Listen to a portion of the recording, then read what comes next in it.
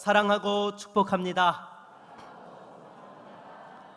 네, 늘 하나님의 사랑과 축복이 함께 하시는 우리 모든 성도님들 다 되실 수 있기를 바라겠습니다. 여러분, 우리가 인생을 살다 보면 때로 억울하고 답답해서 잠 못 이루는 밤을 보내는 그런 경험들을 한두 번쯤 하게 될 것입니다. 정말 말도 안 되는 누명을 쓰거나 모함을 당하고 또 무시를 당하든지 또 정말 피 같은 돈을 뜯겼다든지 그럴 때에 정말 너무나 억울하고 분하해서 잠을 제대로 잘 수가 없게 되는 것이죠. 여러분은 그럴 때에 어떻게 그 문제를 해결하십니까? 오늘 본문을 보게 되면 바로 사도 바울과 실라가 그러한 상황들에 놓이게 되었던 것입니다. 바울과 실라는 복음을 전하기 위해서 빌립보를 방문하게 되었고 또 그곳에서 귀신 들린 여자를 만나게 된 것이죠. 그런데 이 귀신 들린 여자가 쫓아다니면서 복음을 전할 때마다 와서 이 사람들은 지극히 높은 하나님의 종으로서 구원의 길을 너희에게 전하는 자다라고 이렇게 외쳤던 것입니다. 어떻게 생각을 하면 이렇게 사도 바울과 실라에 대하여서 하나님의 사람인 것을, 그것도 귀신 들린 여종이 또한 증거해주는 도우미 역할을 하는 것 아닌가라고 생각할 수도 있지만 실은 복음을 전하는 데에 큰 회방이 되었던 것이죠. 여러분 생각해 보십시오. 하나님의 말씀을 전하고 있는데 사람들이 그 말씀에 집중해야 되는데 옆에서 계속해서 소리를 질러대는 거예요. 저 사람은 지극히 큰 하나님의 사람이고 구원의 길을 전하는 자라고. 여러분, 지금 말씀이 선포되어지고 있는 현장 속에서 그 말을 계속 떠들 필요가 있습니까? 없습니까? 없습니다. 말씀에 집중해야 되는 것이죠. 오히려 그렇게 말하는 것은 사실을 이야기하고 있지만 실은 복음 전하는 것을 회방하는 그런 역사를 했던 것입니다. 그러니까 이 문제를 해결해야 되는데 문제는 그 귀신 들린 여자가 노예였다라는 것입니다. 그러니까 귀신을 쫓아내는 것도 이렇게 쉽게 할 수 없었던 거예요. 왜냐하면 귀신이 들려서 점을 치는 것으로 그 주인에게 막대한 수입을 가져다 주는 그런 역할을 하고 있었기 때문입니다. 참고로 여러분, 귀신도 역사하는 존재입니다. 여러분, 사람들이, 안 믿는 사람들이 점을 치고 왜 용한 무당을 찾아다니겠습니까? 귀신도 영적인 존재여서요, 그 인간의 능력을 뛰어넘는 그런 일들을 행하는 것이죠. 그래서 예전에 보게 되면 무당 중에 이 작두를 타고 또한 점괘를 부탁하는 사람의 마치 조상신을 불러낸 것처럼 해서 그 사람의 과거에 있었던 일들을 아주 생생하게 재현하면서 이야기하는 그런 일들이 일어나게 되는 것입니다. 그리고 우리 주님께서 공생애를 시작하시기에 앞서서 그 마귀에게 시험을 당하실 때에 이 사단이 나타나서 뭐라고 유혹했습니까? 자신에게 경배하면 세상의 모든 영광을 주겠노라고 그렇게 이야기한 것이죠. 사실 이것이 완전히 거짓된 빈말은 아닙니다. 왜냐하면 우리 주님께서 재림하실 때까지 세상의 그 공중 권세를 누가 잡고 있습니까? 바로 악한 영들이 잡고 있기 때문에 나름대로 그렇게 이야기를 한 거예요. 그런데 문제는 그 귀신의 권세를 의지하게 되면 나중에 어떻게 되죠? 영원한 지옥 형벌에 떨어지게 되는 것입니다. 어떤 사람들은 그런 생각을 할 거예요. 적당히 귀신을 의지하고 도움을 받다가 나중에 회개하고 돌아오면 되는 것 아니냐라고 그렇게 생각을 하는 분들이 계실 거예요. 여러분, 이거 큰일 날 일입니다. 열심히 와서 예배도 드리고 가서 점도 치고 하면 더블로 도움받는 거 아니냐? 여러분, 절대로 그렇게 하면 됩니까? 안 됩니까? 안 됩니다. 여러분, 귀신의 도움을 받는 것은요, 영적인 마약을 먹는 것과 마찬가지예요. 여러분, 세상에서도 마약을 먹게 되면, 마약을 하게 되면 쾌락의 극치를 경험하게 된다라고 하지 않습니까? 그런데 여러분, 그것은요, 애시당초 손을 대지 말아야 되는 것입니다. 왜냐하면 자신을 제어할 수 없어서 결국에는 그 사람을 파멸로 이끌기 때문인 것이죠. 적당히 쾌락을 즐기다가 그만두면 되지라는 생각으로 하지만은 절대로 헤어나오지 못한다는 것입니다. 여러분, 귀신도 마찬가지예요. 여러분, 신앙생활하면서 절대로 우리 가운데 양다리 걸친 분이 없으시겠지만 혹여라도 있다면 그런 분들은 빨리 회개하고 돌이킬 수 있기를 바라겠습니다. 다시금 본문으로 돌아와서요, 이 귀신 들린 여종에게서 귀신을 쫓아내면 어떻게 되는 것입니까? 사실은 좋은 일을 하는 거잖아요. 귀신에 사로잡혀서 자기의 인생을 살지 못하는 그 영혼을 자유롭게 하고 해방시켜 주는 것은 여러분 착한 일입니까? 나쁜 일입니까? 착한 일이죠. 선한 일이에요. 그런데 이 귀신 들린 여종을 통해서 돈을 벌던 주인의 입장에서는 어때요? 자기의 수입원이 사라지는 거예요. 이 돈 욕심에 빠져있던 주인들이 아니나 다를까 자기들의 수입원이 사라진 것에 대해서 분노하면서 어떻게 합니까? 우리 19절로 21절을 다시 한번 같이 읽어보겠습니다. 같이 읽겠습니다. 여종의 주인들은 자기 수익의 소망이 끊어진 것을 보고 바울과 실라를 붙잡아 장토록 관리들에게 끌어갔다가 상관들 앞에 데리고 가서 말하되, 이 사람들이 유대인인데 우리 성을 심히 요란하게 하여 로마 사람인 우리가 받지도 못하고 행하지도 못할 풍속을 전한다 하거늘. 아멘. 여러분 잘 보십시오. 지금 이들이 바울과 실라를 붙잡아서 뭐라고 고발을 합니까? 우리 성을 심히 요란하게 하고 로마 사람인 우리가 받지도 행하지도 못할 그런 풍속을 전한다라고 지금 이렇게 고발을 한 것입니다. 여러분 이것이요 악한 영들이 잘 쓰는 방법이에요.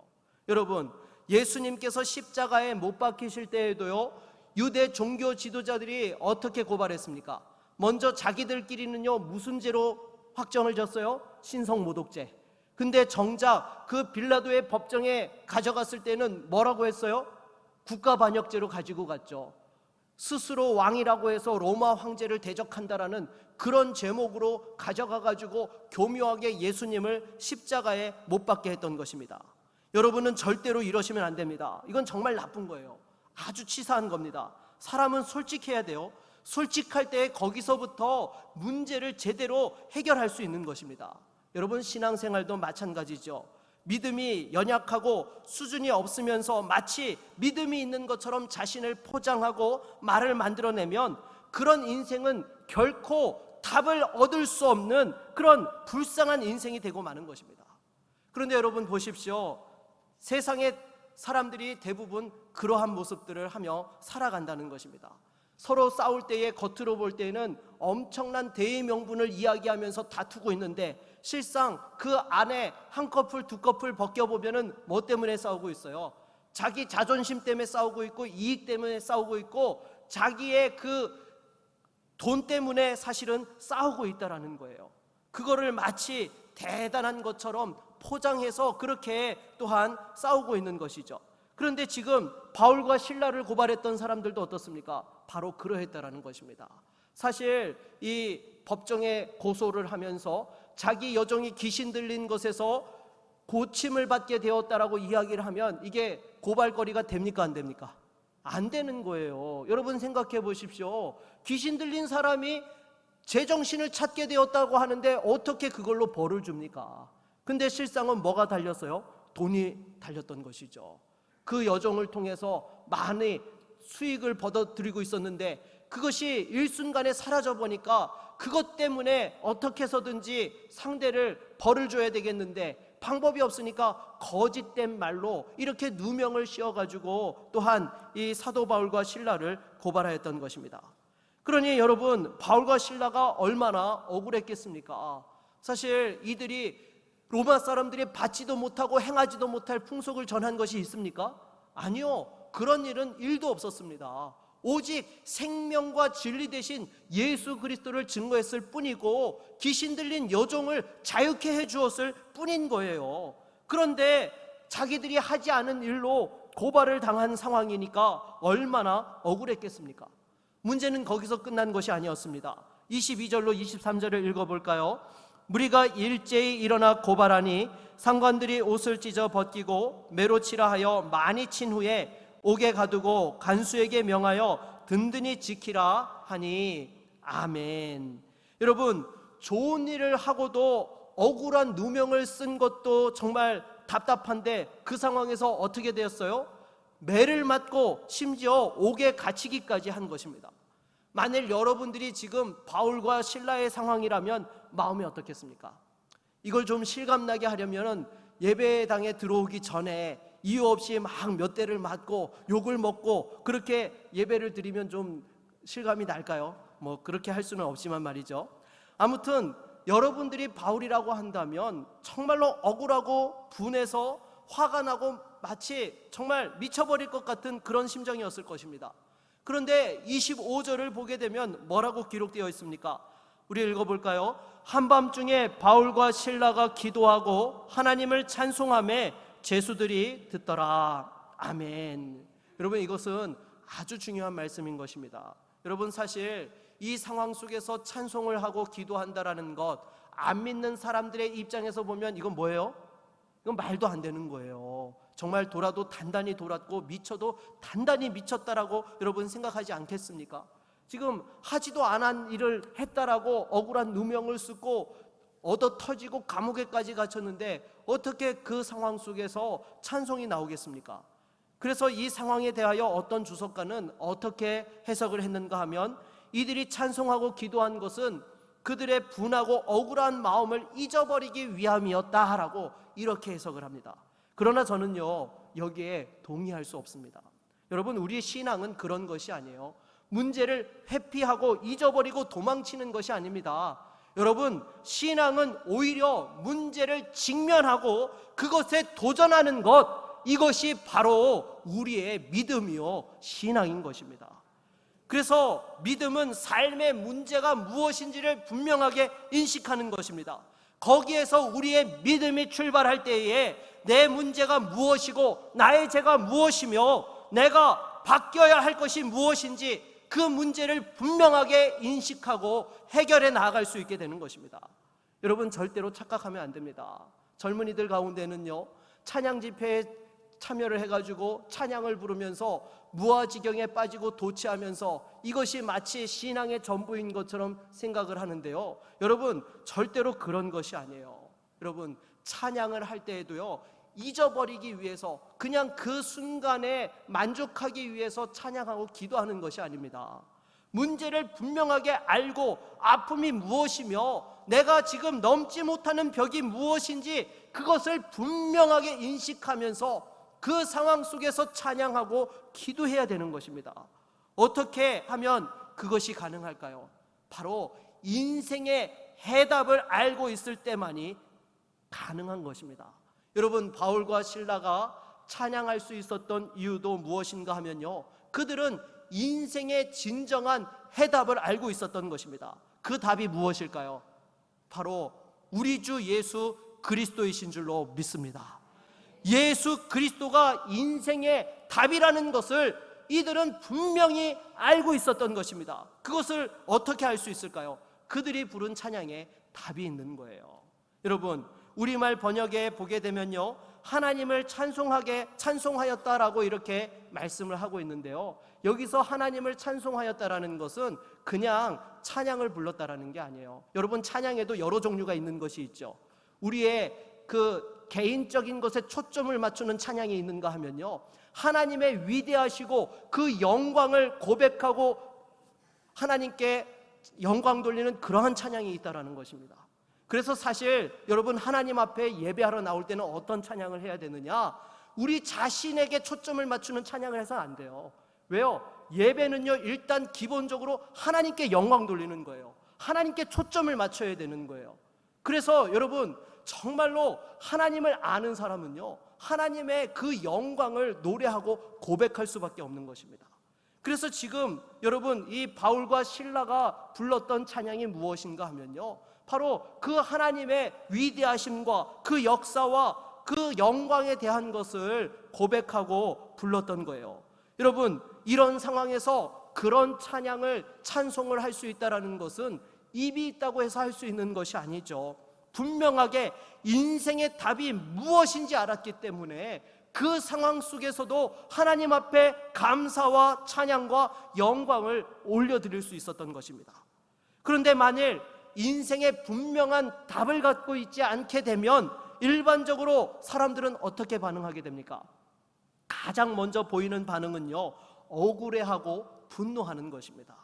여러분, 사람들이 문제에 봉착을 하게 되면 그 문제를 일으키고 나를 힘들게 한 사람에 대하여서 미워하고 저주하게 되는 것이죠.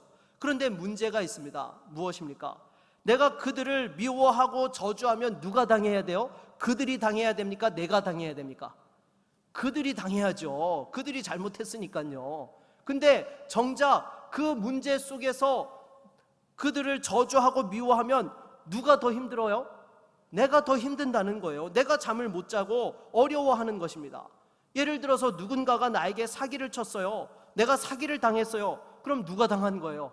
내가 당한 거죠. 근데 그 사람을 미워하고 분노하면 그 사람이 잘못되어야 되는데 결국 누가 잘못돼요? 내가 잘못돼요. 너무 열받아가지고요, 정신과에 가서 약을 받아 먹게 되고요, 또 너무 열받아서 스트레스 받다 보니까 몸에 없던 병이 생기고 암에 걸리고 몸이 여기저기 아파가지고 오히려 병원에 드러눕게 된다는 것입니다. 이게 대부분의 사람들의 모습이에요. 하지만 사도 바울과 실라가 어떻게 그 분노와 억울함에서 벗어날 수 있었던 것일까요? 바로 예수 그리스도의 십자가였던 것입니다. 여러분, 십자가가 무엇입니까?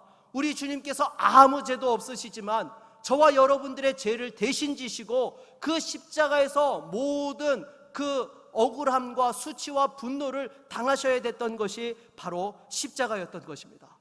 심지어 우리 주님께서는 우리 주님을 못 박는 이들을 향해서까지도 하나님께 아버지, 저들의 죄를 용서하여 주옵소서, 저들이 저들의 죄를 알지 못하나이다 라고 위하여 기도하시고 그들을 용서해 주셨던 것이죠. 사도 바울이 바로 이 십자가를 바라볼 때에 그 모든 분노와 억울함들을 내려놓을 수 있었던 것입니다. 그러니까 여러분, 나중에 자신을 때리고 고문했던 간수에게도 어떻게 합니까? 여러분, 27절로 28절 말씀을 같이 한번 읽어보겠습니다. 같이 읽겠습니다.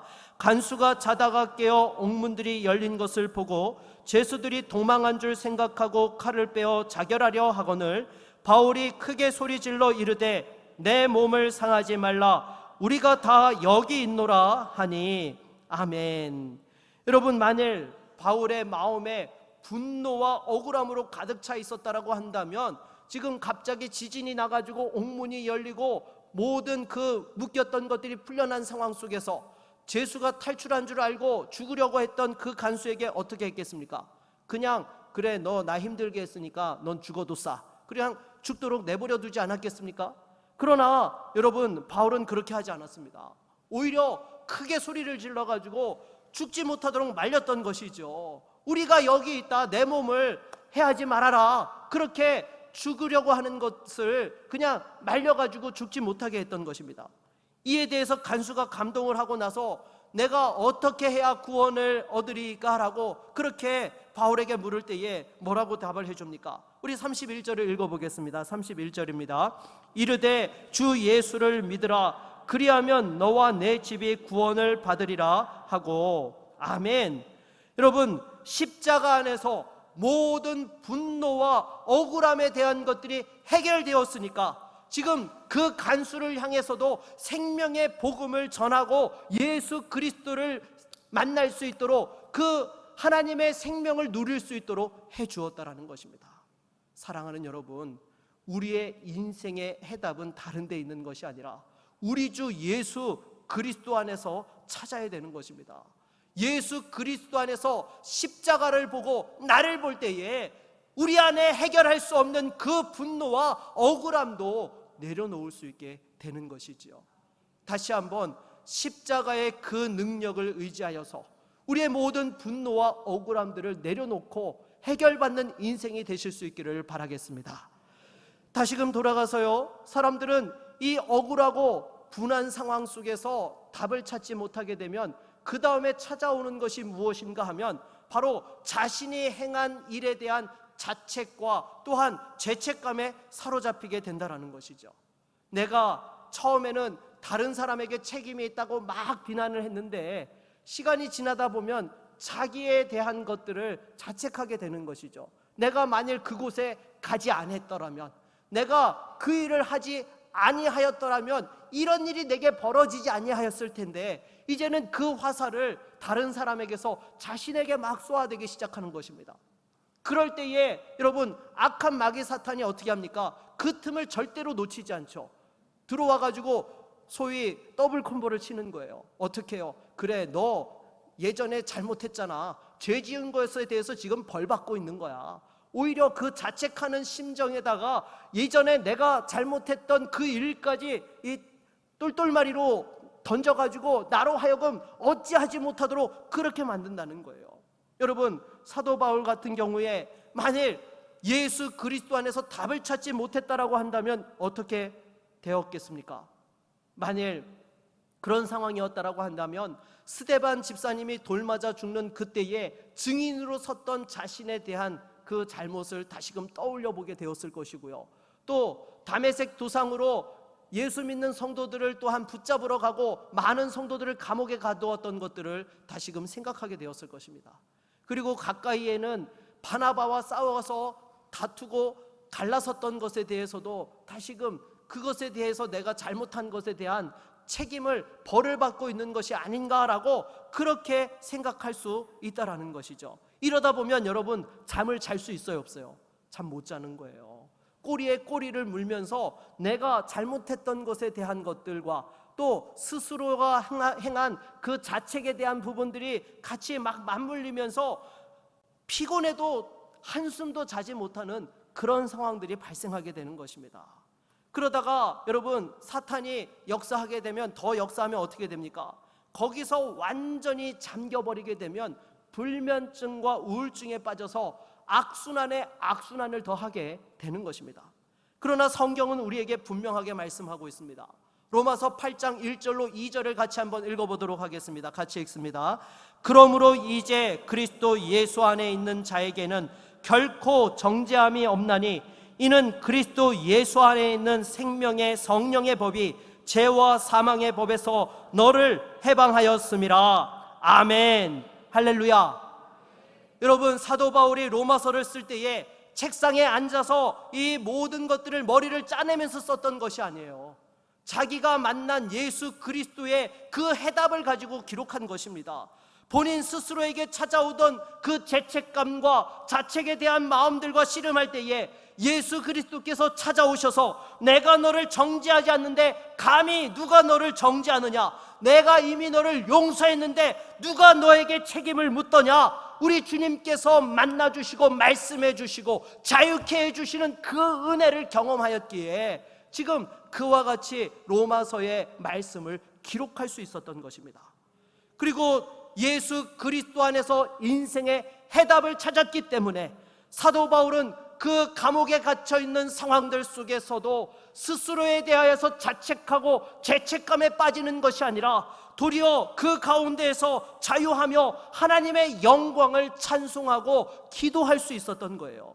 사랑하는 여러분, 우리가 살아가면서 만나게 되어지는 모든 문제는요, 그 문제의 근원을 찾아 들어가다 보면 무엇을 찾게 됩니까? 바로 죄의 문제라는 것을 우리는 만나게 되는 것입니다. 결국 세상 사람들의 그 이해관계가 돈과 이익에 관련되어진 것이지만 결국 그 근본은 무엇입니까? 돈에 대한 탐욕과 욕심이라는 그 죄악과 맞닥뜨리게 되어지는 것이죠. 그런데 이 죄의 문제에 대한 해답이 있는 사람은 결코 절망하지 않습니다. 낭망하지 않아요. 아무리 사탄이 과거에 그 죄책감을 가지고 열등감으로 공격해 와도 절대로 얽어맬 수가 없는 거예요. 왜요? 그리스도 예수 안에서 결코 정죄함이 없고 모든 죄와 사망의 법에서 해방되고 자유케 되었기 때문인 것입니다. 그래서 찬송이 나오고 감사가 나오는 것이죠. 사랑하는 여러분, 혹시 여러분 안에 그 과거에 잘못한 것 때문에 또 내가 행하였던 행동 때문에 스스로에게 억눌리고 정말 올가매어져 있는 분들이 계십니까? 다시 한번 그리스도 예수 안에서 답을 찾는 인생이 되실 수 있기를 바라겠습니다. 그리고 계속해서 여러분, 이 분노와 억울함, 죄책감과 또한 자책에서 시달리다가 그것에서 답을 찾지 못하게 되면 또 찾아오는 것이 있습니다. 무엇일까요? 바로 두려움과 불안함인 것이죠. 여러분 생각해 보십시오. 처음에는 다른 사람에 대해서 비난을 하다가 두 번째는 자기 자신에 대해서 비난을 하다가, 그래도 여러분 문제가 해결됩니까? 안 됩니까? 안 돼요. 문제가 해결 안 되니까 어떻게 돼요? 두려워지고 불안하고 염려 가운데 좌절하고 절망하게 되는 것이죠. 우리 믿는 성도들 가운데서도 믿음이 연약해져서 시험에 빠지면 어떻게 됩니까? 이럴 때에 혹시 하나님께서 나를 버리신 것 아닐까? 내 인생이 이렇게 망하고 끝나는 것이 아닐까? 두려워하고 불안해 한다라는 것입니다. 그러나 로마서 9장 35절은 우리에게 분명히 말씀하고 있습니다. 우리 같이 한번 읽어보겠습니다. 누가 우리를 그리스도의 사랑에서 끊으리요? 환난이나 곤고나 박해나 기근이나 적신이나 위험이나 가리랴. 아멘. 로마서 8장 18절도 같이 한번 읽어볼까요? 같이 읽습니다. 현재의 고난은 장차 우리에게 나타날 영광과 비교할 수 없도다. 아멘. 여러분, 사도 바울이 지금 이 로마서의 말씀을 기록한 것은요, 그냥 머리로 생각해서 기록한 것이 아니에요. 자기가 생생하게 경험한 말씀들인 것입니다. 정말로 자기의 그 죄악의 문제 때문에 씨름하면서 불안함과 염려함 속에서 다시 한번 그리스도 예수 안에서 그 사랑이 누구도 끊을 수 없다라는 것을 경험하고 확신 가운데에 자유함을 누리고 기쁨을 회복한 가운데에서 이 말씀을 기록한 것입니다. 분명하게 인생의 해답이 되시는 예수 그리스도를 경험하였기 때문에 이 답답하고 억울한 상황들 속에서도 또한 하나님 앞에 영광 돌리며 감사하고 기뻐하고 기도할 수 있었던 것입니다. 사랑하는 여러분, 지금 여러분 앞에 어떤 문제가 놓여 있습니까? 그 문제 때문에 억울하고 답답해 있습니까? 그것 때문에 잠을 자지 못하고 불안하고 힘드십니까? 여러분, 인생의 진짜 답을 찾으실 수 있기를 바라겠습니다.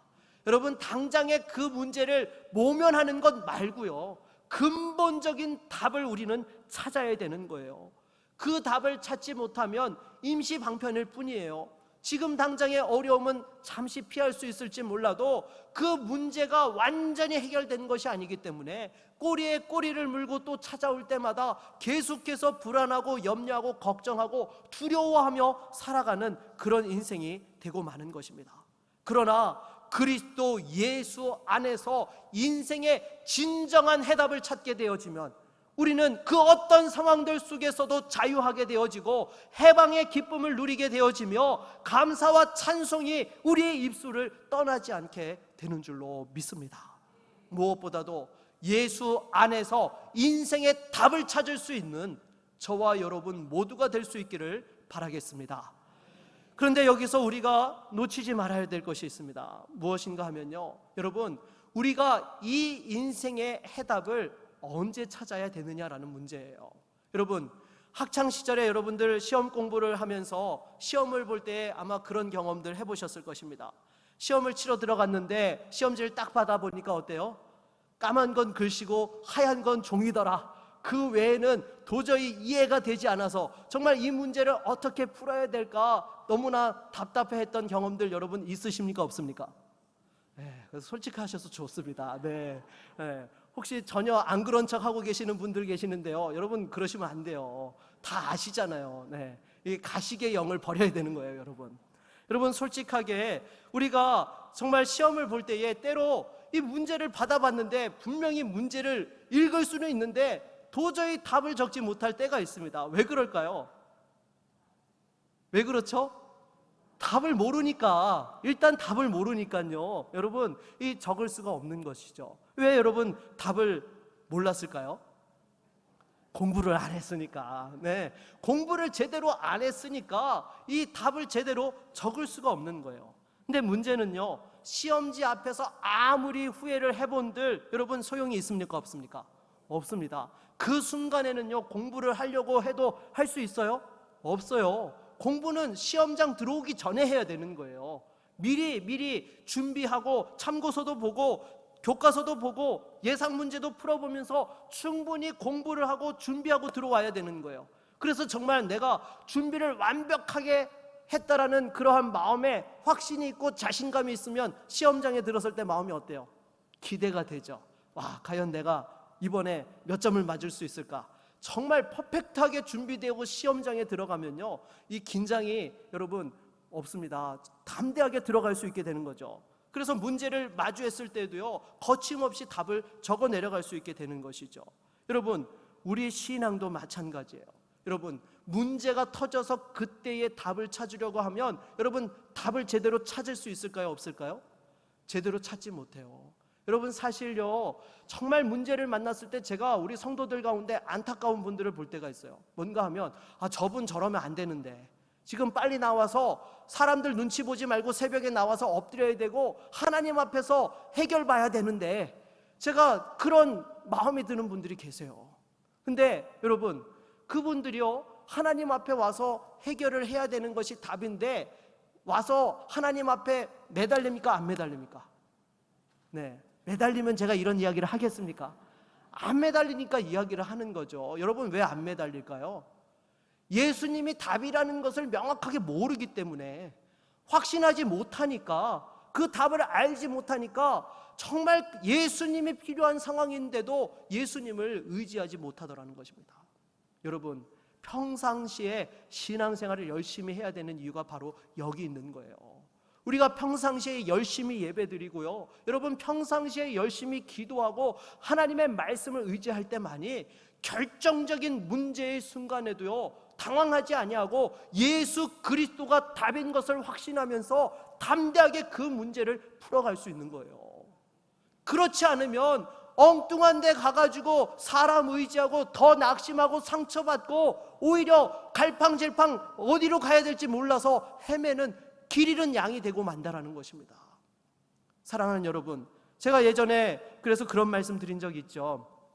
우리 신앙은 이 수리하는 신앙이 아니라 정비하는 신앙이 되어야 한다라고. 네, 너무 오래돼서 잘 기억을 못 하시는 것 같은데요, 여러분, 차를 타고 다니시는 분들도 보면요, 두 질이 있습니다. 한 질은요, 미리미리 이렇게 차량을 손을 보고 정비를 합니다. 그래서 혹여라도 차량이 이상이 있는지 미리미리 체크를 해요. 이런 분들은요, 운전하고 가다가 큰 이 정비 불량으로 인한 위험을 당할 일이 있습니까? 없습니까? 별로 없어요. 뭐 간혹 이렇게 무슨 일이 생겨도요, 그냥 소소하게 그 일들을 처리하고 넘어갈 수 있습니다. 근데 어떤 분들은요, 어떻게 차를 탑니까? 차는 타고 무조건 앞으로 직진만 하는 그런 분들이 계세요. 관리는 1도 안 하고 그냥 막 타고 다니다가 갑자기 고장나고 사고가 나면 그제서야 이제 차량을 수리를 하는 거죠. 여러분, 그러면 정비하는 거랑 비교하면 돈이 많이 들어갑니까? 적게 들어갑니까?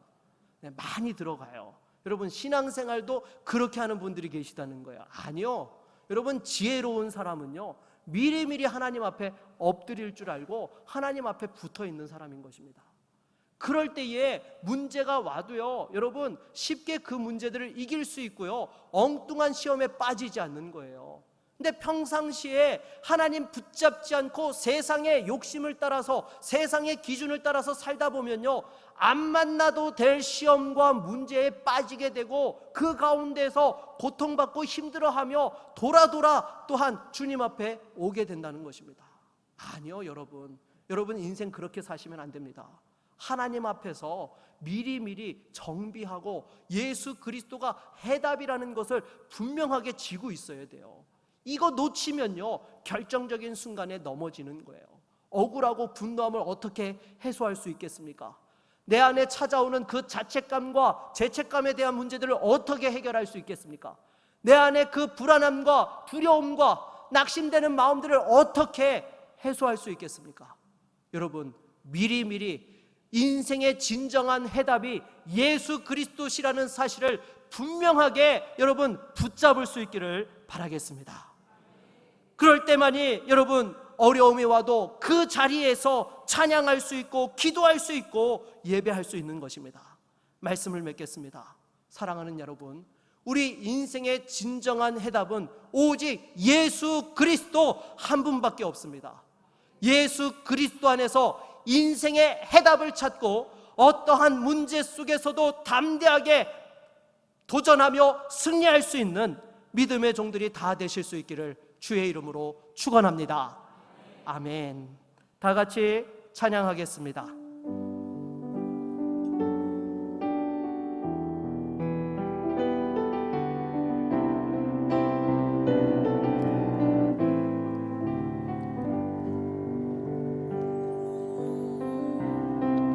모든 상황 속에서 주를 찬양할지라. 주는 너의 큰 상급, 큰 도움이시라. 주의 얼굴 구할 때 주의 영을 부사, 주의 영을 부사 크신 사랑 안에서 주를 보게 하소서. 내 영혼이 확정되고 확정되어 싸우니, 내 영혼이 확정되고 확정되어 싸우니 믿음의 눈 들어 주를 바라봅니다. 내 영혼이 확정되고 확정되어 싸우니 믿음의 눈 들어 주를 바라보. 내 영혼이 확정되고 확정되어 싸우니, 내 영혼이 확정되고 확정되어 싸우니 믿음의 눈 들어 주를 바라봅니다. 내 영혼이 확정되고 확정되어 싸우니 믿음의 눈 들어 주를 바라봅니다. 여러분, 이 시간 다시 한번 우리의 진정한 해답이 되시는 예수 그리스도를 바라봅시다. 내 힘과 능력으로 해결할 수 없는 문제 때문에 고통받는 것들, 여러분 주님 앞에 내어놓으십시오. 주님이 진정한 해결책 되십니다. 여러분, 다른 데서 해결하지 마십시오. 먼저 주님 앞에서 답을 얻고 나서 그 다음에 해결해도 여러분 절대로 늦지 않습니다. 두려워 말라, 내가 너와 함께함이라. 꺼져가는 등불도 꺼지 아니하고 상한 갈대도 꺾지 아니하리라. 우리 주님께서는 결코 여러분들을 외면치 아니하시고 여러분의 인생의 진정한 해답이 되어 주십니다. 이 시간 우리 주신 말씀을 의지하여서 우리 다 같이 함께 합심으로 기도하며 나아갑니다. 주여, 살아계셔서 역사하시는 하나님 아버지, 정말로 내 힘과 능력으로 해결할 수 없고 너무나 억울하고 분한 상황들 속에서 하나님 아버지 살아가는 주의 성도들을 붙들어 주시옵소서. 다시 한번 십자가의 주님 앞에서 진정한 문제의 답을 찾을 수 있게 하여 주시옵소서. 그 마음의 억울함과 분노를 내려놓게 하여 주시옵소서. 다시 한번 예수 안에서 주님, 정말 그 모든 자책과 죄책감에 대한 문제들을 해결할 수 있게 하여 주시옵시고, 우리를 자유케 하여 주시고 죄와 사망의 권세에서 해방시켜 주신 그 예수 그리스도를 보게 하여 주시옵소서. 또한 나아가서 우리의 모든 불안과 염려와 두려움들을 다 주님 앞에 맡깁니다. 할 수 있거든이 무슨 말이냐, 믿는 자에게 능치 못함이 없으리라 말씀하신 주여, 다시 한번 우리 주 예수 그리스도를 의지하며 나아갈 때에 살아가는 주의 성도들에게 인생의 진정한 답을 찾게 하여 주시옵시고 모든 문제들이 해결되게 하여 주시옵소서. 나는 약하고 할 수 없사오나 오직 주님께서 이 문제를 해결하여 주실 줄로 믿습니다. 하나님, 다시 한번 사랑하는 성도들에게 세임과 능력을 부어 주시옵소서. 하나님께서 역사하여 주시옵소서. 우리의 인생을 책임져 주시고 함께하여 주실 줄로 믿습니다.